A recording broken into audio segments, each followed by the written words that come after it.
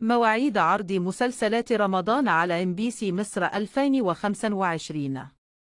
مسلسل المداح 5.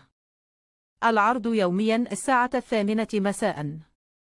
الإعادة الساعة 12 ظهرا. مسلسل أشغال شقة جدا. العرض الساعة 9 مساء. الإعادة الساعة 3 عصرا. مسلسل العتاولي الله 2. العرض يوميا الساعة 7 مساء. الإعادة الساعة 2 ظهرا. مسلسل نص الشعب اسمه محمد. العرض يوميا الساعة 4 مساء. مسلسل منتهي الصلاحية. العرض يوميا الساعة 1 صباحا.